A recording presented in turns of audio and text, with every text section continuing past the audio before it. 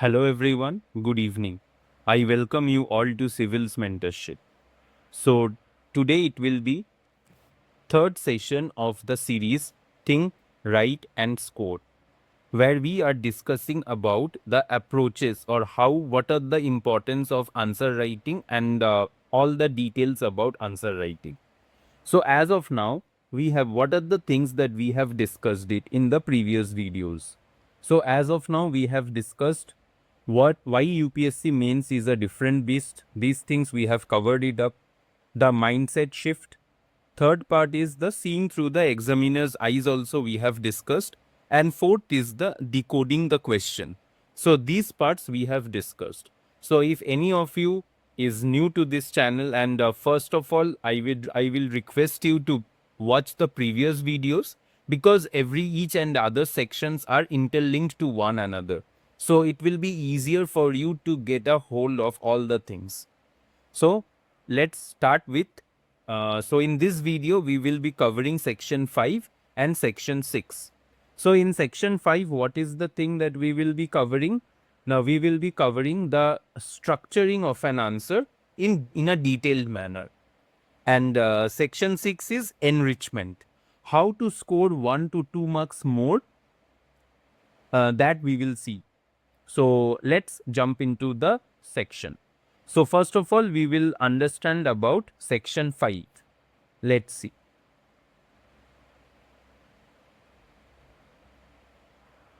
So section 5 is about structuring. Section 5 is about structuring, which is the backbone of a high scoring answer. So from the previous videos, we have understood about how to decode a question. So once you have decoded the question, the next step is structuring your answer. So from the previous videos also, I think you have understood that how much importance is a well-structured answer is. Now, a well-structured answer is like a well-designed building. It has a strong foundation, clear sections, and everything is in its right place. So if the building is well constructed, then it will be durable enough.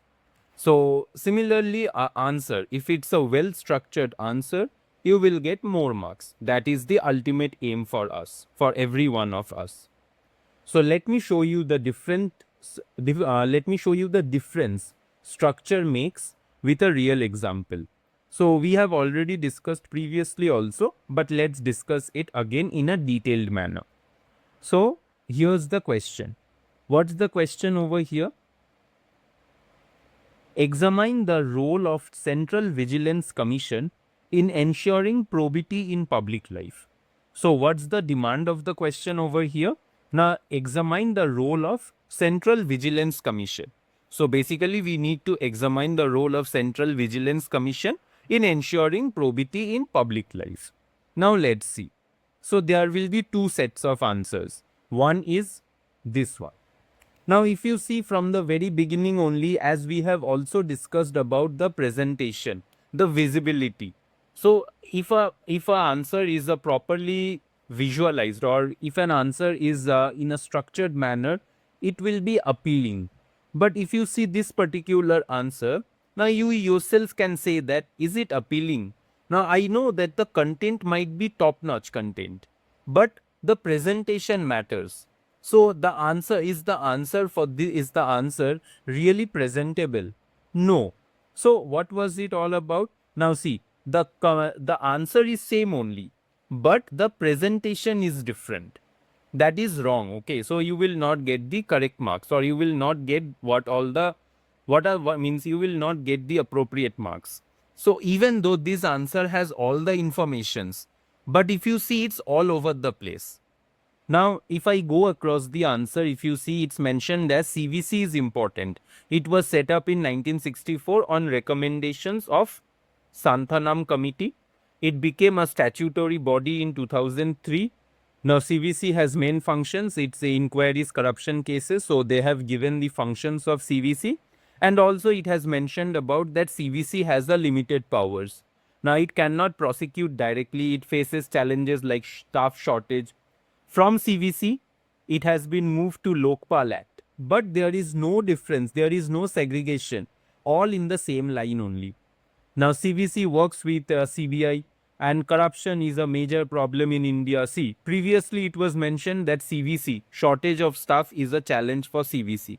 But now again it's mentioned as corruption is a major problem in India.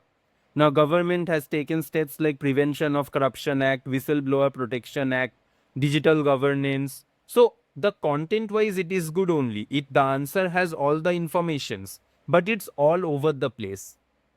It jumps from CVC to Lokpal to RTI, now again to digital governance with no clear flow. There is no logical flow in the answer. In this answer, the examiner has to work hard to find the relevant points, which is not at all acceptable. So even though the content is good, you might be getting hardly 2 to 3 in this particular answer. But now imagine the same answer, if it is written in a proper structured manner, it will give you more marks. Now how? Now same answer it has been written, okay, but in a well structured manner. See, there is a proper introduction mentioned where it is mentioned the same thing. The CVC, established as a statutory body in 2003, serves as India's apex, responsible for overseeing anti-corruption effort. The same thing which was content-wise, it is absolutely same. But the only difference lies in the presentation. See, now it has been mentioned clearly the roles and functions of CVC. That means it has a proper structure in the answer. Now, what was the demand for the question, or what was the question over here? That examine the role of CVC in ensuring probity in public life. That means this is the demand of the question. Now over here, if you see the structure also, it has been maintained properly. A logical flow has been maintained. So over here, the mechanisms for ensuring probity is also mentioned. So exactly everything is mentioned according to the flow. Now next, what is mentioned? Next, if you see, the challenges are also mentioned over here, and challenges challenges limiting effectiveness. So that means the challenges are also mentioned. And what else is mentioned? The recent developments and the way forward.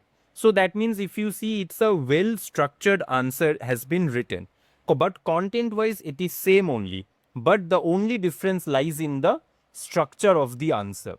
Now, if the previous answer, whatever was written, suppose this was the answer, previous answer. Now, this particular answer, if you would have got hardly 2 or 3 marks, the same content, but written in a structured manner, in a segregated manner, it will score, you will be able to score 5 to 6. So that means there will be an increase of 2 to 3 marks. Why? Because this particular answer helped the examiner to understand the logical flow, understand your thought process. It helped the examiner to evaluate this answer. But in the previous answer, the examiner had to work hard.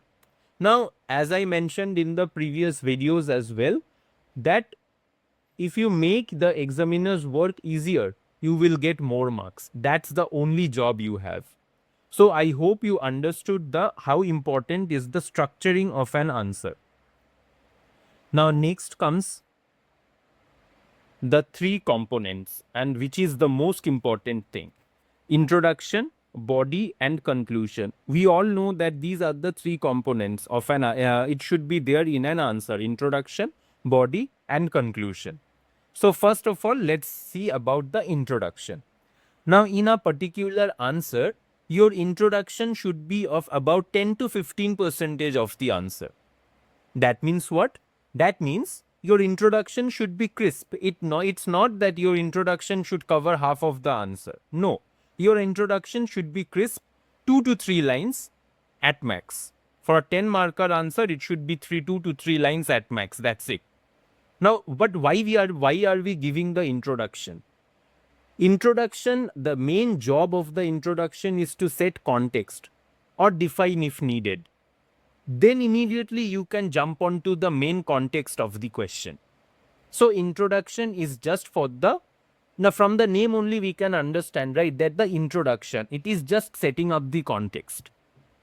Now here is 2 types of introductions we have given over here. See, we can see that there are 2 types of introductions.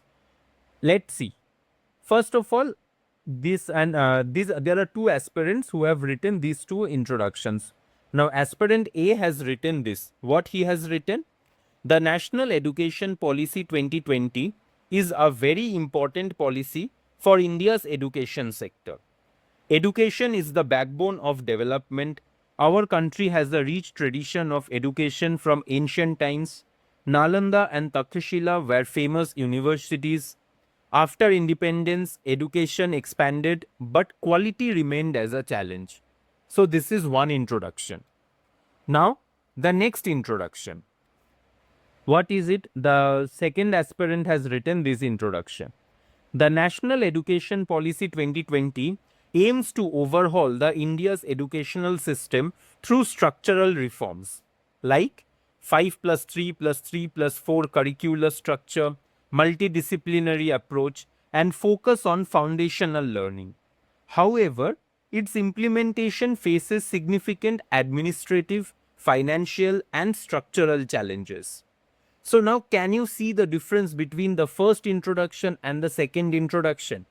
Now in the second introduction, it is scripts, sets the context and signals what the answer will discuss. No history lessons, no philosophical preambles, nothing. But in the first answer, it's exactly opposite. Now, if you are writing an essay related to it, you can write this answer as well. You can put it in anywhere in the essay. But since you are writing a GS answer of 10 marks or a 15 marker, that means in that case, until and unless the question demands to go into the history and go into the philosophical perspective, this particular introduction will not fetch you good marks. But for a GS answer, this particular introduction is a absolutely perfect introduction. But the question over here is, how do you get to this particular point? On the very first day when you start writing your answer, your introduction will not be like this. No one, even the toppers introduction, when they start writing their first answer, their introduction will not be like this.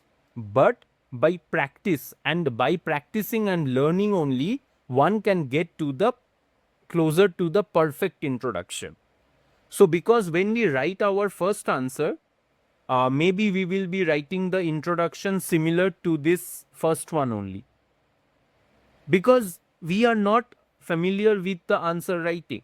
So once we are get into the habit of answer writing, then only slowly and slowly we will come to this particular level. So again, I am repeating the same thing. Don't wait. Start writing answers when you means at what stage of your preparation you are. By practicing and learning only, you will come to these type of introductions or this type of answer writing. So this was about introduction. Now next comes the body. Now the body will comprise 75 to 80% of the answer. Now we will understand it. So since if you see the body comprises of 75 to 80% of the answer, so this is where our actual answer lies.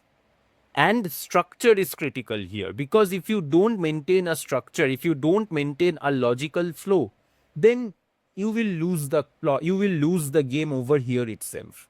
So I would recommend or I would suggest that use headings, subheadings, so that prepare your answer or write your answer, this body part, in such a way that it is in a presentable manner.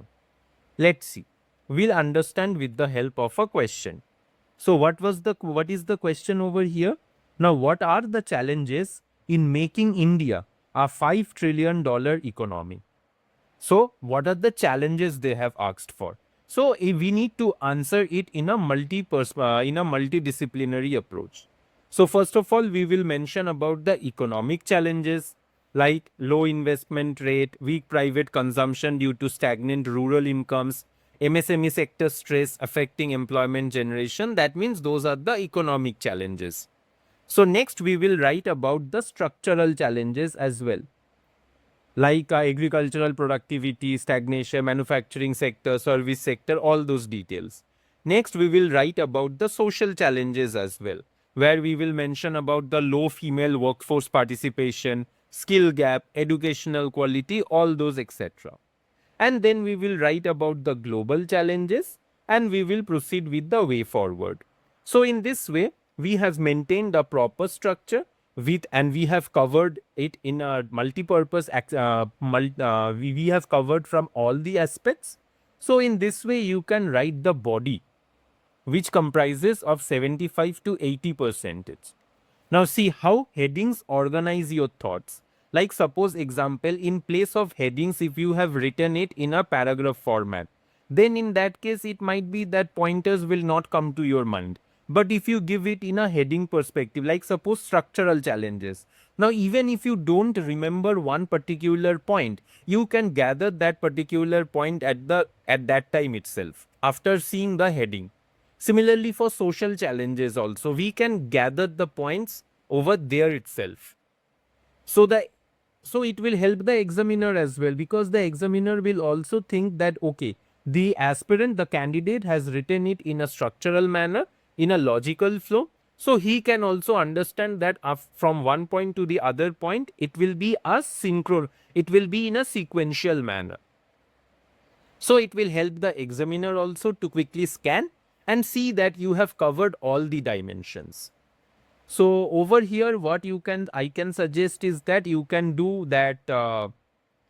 You can mix paragraphs and bullet points also. Don't write it like that everything will be in a bullet point only or everything will be in a paragraph form only. So don't make everything bullets. That looks like a list, not an answer. And also don't make everything in a paragraph manner. That becomes dense and difficult to read. Okay. So always try to mix it between paragraph and bullet points and like that. So this is the important thing. Okay. Whenever you are writing an answer, so try to maintain a logical flow. Now each point should connect to the next. Then only it will become a sequential flow. That is a logical flow, which will help the examiner also to understand. Let's understand with an example. Suppose if we are discussing on the question of India's defense mechanism. So this is how the flow can be. Suppose see, for example, we can mention about the challenges in the defense equipment modernization. And in order to resolve those challenges, in order to eradicate those challenges, what are the government initiatives? Now, government initiatives are there, but still, what are the remaining gaps, or what are the gaps still available, or what are the gaps still exists? So then the final thing is that way forward. That means we need to resolve those gaps as well. So now you understood, right, that see, everything is in a sequential logical flow. First of all, the question was that India's defense modernization. First of all, we have mentioned about the challenges, and next we have mentioned that what government initiatives are there to address those challenges. And thirdly, we have mentioned that what are the gaps exists. And finally, we are ending the answer with a way forward to address those gaps as well. So this flows logically. So first of all, we have addressed the problem over here. We have addressed the solutions also. We have addressed the gaps over here. And then we have addressed the way forward or the recommendations. So in this, your answer will look like a coherent narrative. It will not look like a disconnected thoughts. So I hope you understood that how the answer should be written in a logical manner. So now introduction is done, body is done, and final part, conclusion. So conclusion plays a vital role. Now why? Why I am saying this? Because if you think that at the end you are means hardly you have 30 seconds left, okay? And in those 30 seconds you have to complete the conclusion. But you thought that okay, you might have missed the conclusion or something like that. That is not a good approach. Try to write something at least, so that at least you can complete the answer. So conclusion, and one more thing, conclusion should always be forward looking. It should be in a progressive manner, that it should be in an optimistic manner. And one more thing, final thing is that don't just summarize what you have written. That's redundant and waste of words only. Like someone, if suppose whatever they are not finding out what to write in the conclusion, so they summarize whatever they have written in the body, they summarize that thing only in the conclusion. I don't think that is a good approach. Instead of that, you can you can conclude your answer with a forward looking approach, or any optimistic approach. Let's understand with an example. Suppose for that same NEP only, two aspirants have written two conclusions. Okay. First of all, this one, and next aspirant has written this one. Now see first of all what the aspirant A has written. So thus we have seen that there are many challenges in implementation and of NEP 2020. There are administrative challenges, financial challenges, and structural challenges. Therefore, these challenges must be addressed. So, okay, this is fine. Now, what is a good conclusion? Now you see. While NEP 2020 envisions transformative reforms, its success hinges on adequate funding. Currently, only 2.8% of GDP spent on education versus NEP target of 6%, along with a teacher training at scale. Center-state coordination through platforms like Parak and phased implementation allowing course corrections. The policy's vision can only be realized through sustained political will and collaborative federalism. Now, if you see this particular conclusion does not repeat the words, it adds value. So it mentions the specific funding gap. It names an implementation body. It suggests approach. So it leaves the examiner with a complete picture. So as I mentioned that always try to end your answer with a progressive conclusion or with an optimistic conclusion. So this is how your conclusion should look like. Let's take another example. Now see, in this particular example, what is mentioned over here, now balancing economic growth with environmental sustainability remains India's key challenge. The path forward lies in embracing green technologies through production-linked incentive schemes for solar and EV manufacturing, implementing carbon pricing mechanisms piloted in select states, and honoring climate finance commitments while advocating for developed nations' responsibility in global commons. Now, economic development and ecological preservation must be complementary, not contradictory.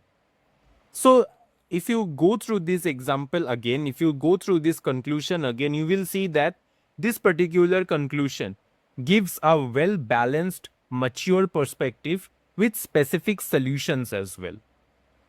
So, this is all about the structuring. So, remember one thing, that a well structured answer, obviously, it's a pleasure to read. And when the examiner enjoys reading your answer, you score better. It's that simple. So, this was all about the structuring of an answer. Now, next part comes the enrichment. How to score that 1 to 2 marks extra in your answer. Because if you remember, in the first video only we have discussed how 1 mark can change your rank. So, every mark counts in the mains exam. So, this section is all about the enrichment part. So, what is enrichment? So, in this part, in this particular part, we will talk about that what takes an answer from good to great. That is the enrichment. Now, even if two candidates write answers with the same structure, same understanding, same directives decoded, but one scores 5 out of 10, other scores 7 out of 10. Now, why? Enrichment. But how to do that? Let's see. First level means we have segregated it into multiple levels. What are those levels? We will come across in this sections only. So first of all, it is level 1, examples, where we will enrich our answer with the help of examples. Say for example, let's take an example. Question is, discuss the impact of climate change on India's agriculture. Okay. So they are saying that impact of climate change we need to discuss on India's agriculture. So consider an answer without an example. Now, climate change affects agriculture negatively. Rainfall patterns are changing, temperature is increasing. This reduces crop yields. Farmers face challenges. So, over here, no examples, it's a basic answer. Now, if you see the same answer, okay, but we'll add some examples into it. So, enriched with examples. Now, see. Now, climate change severely impacts Indian agriculture.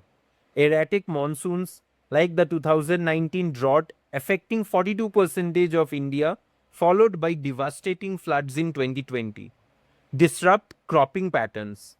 Now, rising temperatures threaten wheat production in Punjab and Haryana, with studies indicating potential 8 to 10% yield decline if temperature rises to 2 degrees Celsius. Cyclones like Fani and Amphan devastated rice crops in eastern India. Meanwhile, Himalayan glacier melt affects water availability for northern river systems, crucial for irrigation. Did you saw the difference between the two answers? Now, if you are the examiner, in which answer you will give more marks? Obviously, in the second answer, because this particular second answer is enriched with examples. So the second answer does not just make generic claims, it backs up everything with real incidents, data and specific regions. Now, in current scenario, in current global order, we know that how data plays a big role. So whatever you say, if you can prove that with certain data or some real incidents, that is much more credible enough. So this particular example, the second answer is much more credible enough. So this will give you more marks and not the first one. So I hope you understood that how to use examples in your answer. Let's take another example. Say for example, the topic is women empowerment, which is a very important topic in our UPSC. So let's take this as an example. Now a generic statement. Government has schemes for women empowerment. Now, women face discrimination in society. Education is important for women. This is, if from the statement only you can understand that this is a very generic statement. But now see the second one. Women empowerment initiatives like Beti Bachao, Beti Padhao improved child sex ratio from 918 in 2011 to 934 in 2020 in focus districts. Stand Up India scheme facilitated loans to 1.25 lakh women entrepreneurs. However, challenges persist.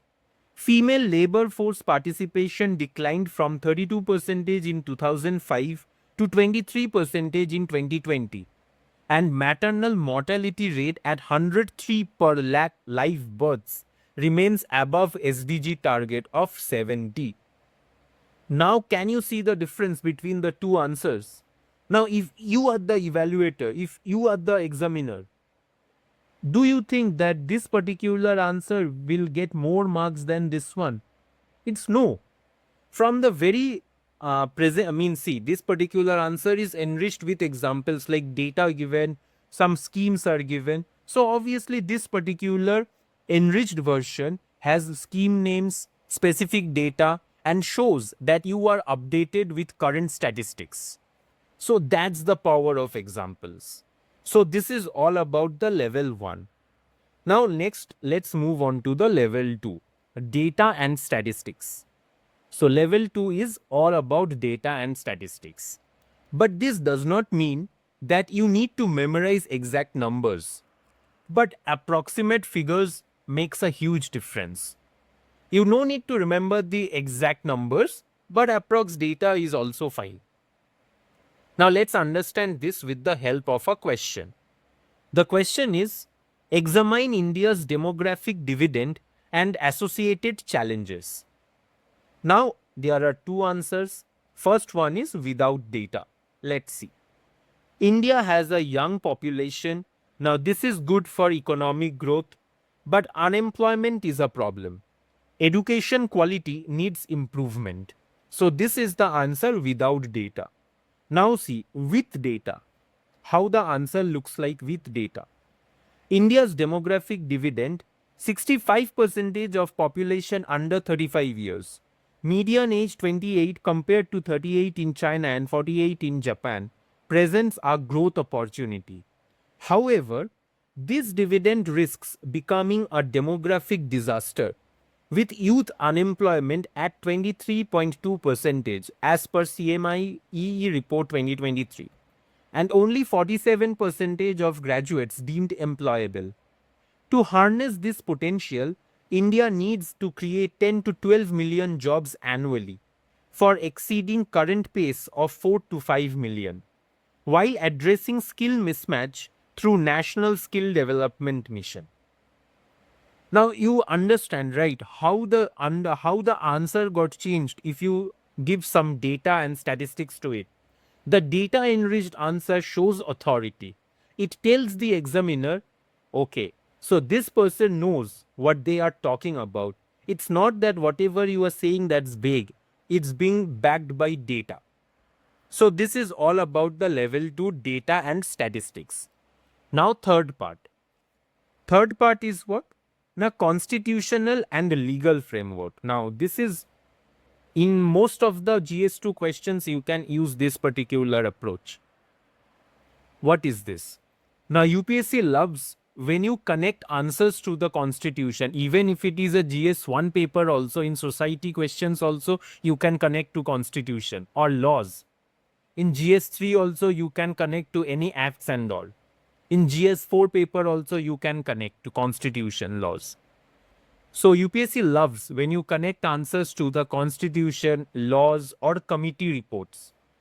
Let's understand this with an example. Say the question here is, discuss the issue of hate speech in India and legal provisions to deal with it.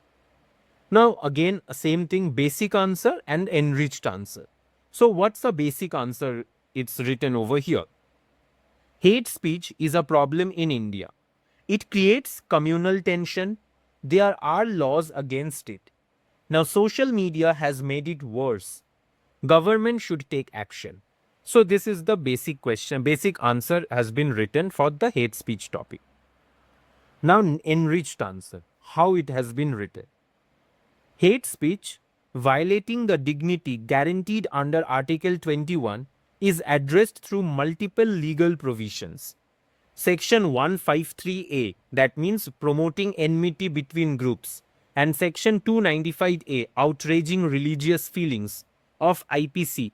So now you can check the sections of DNS, and Section 66A of IT Act. However, gaps remains. No comprehensive hate speech law, selective enforcement and social media amplification outpacing regulatory capacity. The Law Commission's 267th report recommended amendments, yet legislative action remains pending. Balancing free speech under Article 19 Clause 1 Clause A with reasonable restrictions under 19 Clause 2 remains a judicial tightrope. Now this particular answer specifies certain IPC sections, mentions a landmark Supreme Court case, the Shreya Singhal case, references a Law Commission's report, and brings in constitutional articles. This is enrichment at its finest. So, I hope you understood how we can implement or how we can enrich our answers based on this perspective. Let's take another example. Say for example, the topic is center-state relations. So, in a generic perspective, what has been written over here?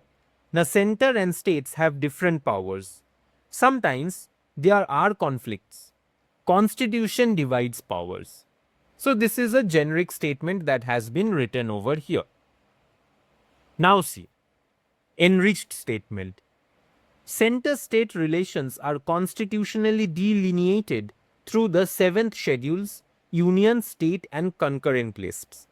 However, tensions arise from Article 356 misuse, which has been imposed 125 times. Centralized fiscal powers and recent use of concurrent list entries to enact laws in state domains, raising federal concerns highlighted by Tamil Nadu and West Bengal governments regarding CAA, farm laws, and NEP implementation. So this shows that deep constitutional understanding. The aspirant has a deep constitutional understanding with specific articles, landmark cases, finance commission recommendations, and current federal issues. That means the aspirant is up to date. So that's what UPSC wants from us. So now hope you understood that how to enrich your answer with the help of our constitution. Now, next is level 4, the committee reports and institutional references. So, from the previous examples, also you saw that how we had used the Law Commission's report to enrich our answer. But let's take some more examples also. For example, the question is suggest measures to improve India's judicial system. Now, this part is without enrichment. What has been written over here? Now, courts have backlogged. More judges should be appointed. Technology can help. Infrastructure needs improvement. So, this is a basic generic answer. But now, see, with enrichment, India's judicial system, burdened with 4.7 crore pending cases, needs multi-pronged reforms. Justice Malimat Committee recommended increasing judge to population ratio from current 21 judges per million to 50. Justice Lodha Committee suggested National Judicial Commission for transparent appointments, though struck down in NJSC case. E-Courts Mission Mode Project Phase 2 has enabled virtual hearings, reducing pendency by 15% during COVID. Justice Ramana Committee highlighted need for judicial impact assessment of new legislation. Additionally, establishing commercial courts under Commercial Courts Act of 2015, promoting ADR mechanisms like Lok Adalats, and filling 40% vacant positions in subordinate judiciary are crucial steps. Did you notice that this particular answer references multiple committee recommendations? It has referred legislations and specific data as well. So this particular answer shows the examiner that you have studied the topic in a comprehensive manner and not like the previous answer where a vague or a generic statement has been given. So this is this is how important is if you can mention all these things in your answer just to get that one extra mark. So this was level 4, committee reports and institutional references. Now level 5, quotes and philosophical perspectives. So what does this means? Now you can it's mentioned means sometimes it has been said that more philosophical things you cannot mention in the GS answers, but you can mention. It's sometimes it has been said that you cannot use because you can use it in essay or your optional papers, but you can use it in means you can use it sometimes in the GS answers as well. So sometimes an apt quote will add weight. But one disclaimer that is, keep in mind that don't force it. So let's understand this with an example. Discuss the importance of ethics in public governance. Now one answer without quote and one answer with a strategic quote. Let's see the first one without quote. Ethics is important in governance. Public servants should be honest. Corruption reduces trust in government. Therefore, ethics should be promoted. So this is an answer without quote. Now next answer, if you see, with a quote, what has been written? As Dr. B.R. Ambedkar observed, however good a constitution may be, if those who are implementing it are not good, it will prove to be bad. Now see how the quote has been used in the answer. As Dr. B.R. Ambedkar observed, however good a constitution may be, if those who are implementing it are not good, it will prove to be bad. This underscores that ethical conduct in public governance is fundamental. The Nolan Committee's 7 principles: selflessness, integrity, objectivity, accountability, openness, honesty, and leadership provide a framework. In India, ethical governance is mandated through conduct rules, but challenges persist. What are those? Now, corruption perception index ranking of 85 out of 180 countries, delayed prosecution in corruption cases, and inadequate whistleblower protection despite the 2014 Act. Strengthening institutions like Lokpal, ensuring swift investigation and prosecution, and promoting ethical training through initiatives like Mission Karma Yogi are essential. So now this particular code adds philosophical depth. But notice one thing, that it's followed immediately by substantive content. See, my quote is getting ended over here itself. Quote from by B.R. Ambedkar is getting ended over here itself. But after which it has been followed by substantive content. The quote will enhance your answer. It will not replace your analysis. That you should keep in mind. The use quotes very selectively, perhaps once in your entire paper, and only when it is genuinely relevant. Don't force it. So don't force a Gandhi or Vivekananda quote into every answer. The examiner can tell when it is artificial and when it is natural. So this is all about adding quotation to your answer. And the final thing is diagrams, flowcharts and maps. Use in your geography paper, disaster management paper, environment paper, or any paper wherever you can. But again, the same thing. Don't forcefully use it. Use it in a natural way. So the visual representation sometimes can explain the complex concepts quickly and impressively. So that's why I am saying you can use diagrams, flowcharts and maps.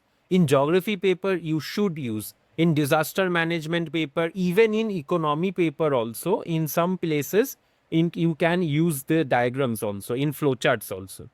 Let's understand this with an example. Say the question is on explain the implementation mechanism of Manrega. So this particular question, if you can write it, it will take approximately 15 to 20 lines. But if you see a simple flowchart where you are telling about that Ministry of Rural Development comes under state government, a district program coordinator, block or GP level, then Gram Sabha, registration and job cards, work allocation, wage payment through DBT. Now see, entire thing has been described, but instead of 15 to 20 lines, which would have taken 2 minutes or more than 2 minutes to write, okay, you have given a flowchart.